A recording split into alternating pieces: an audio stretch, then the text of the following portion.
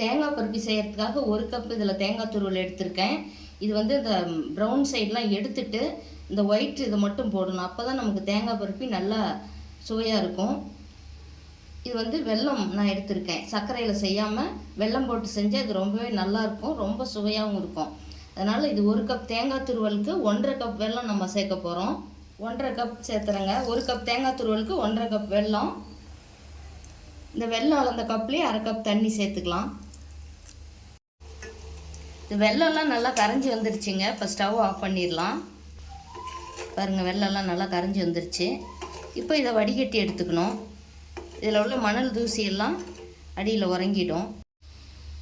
வெள்ளை கரைசலை வடிகட்டிக்கலாம்.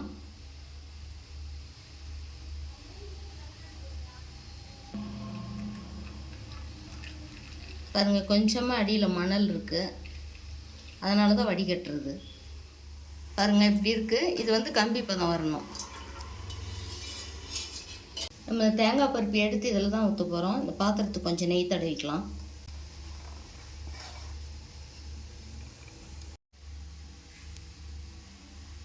பாருங்கள், இந்த மாதிரி கம்பி பதம் வரணும். தேங்காயை கொட்டிக்கலாம்.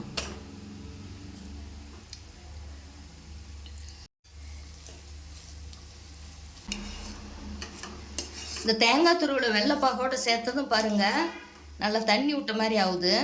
இதை கொஞ்ச நேரம் அப்படியே கலந்து விட்டுட்டே இருக்கலாம். அடுப்பு சன்னமாக வச்சுக்கலாம். 1 ஸ்பூனுக்கு நெய் விட்டுக்கலாம். நெய் அதிகம் வேண்டியதில்லை, நான் 1 ஸ்பூன் மட்டும் விடுறேன்.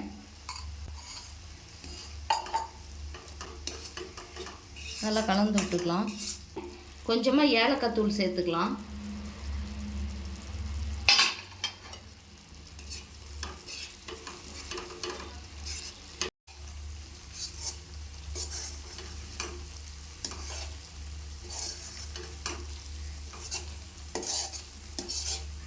பர்ஃபி நமக்கு ஓரளவுக்கு பதம் வந்துருச்சுங்க.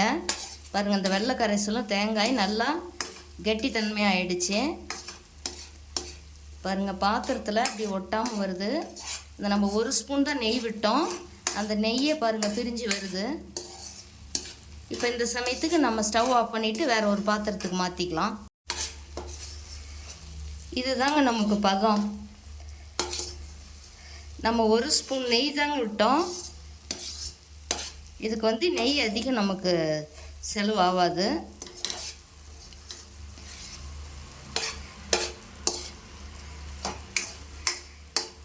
இப்போ எடுத்து ஒரு பாத்திரத்துக்கு மாற்றிக்கலாம்.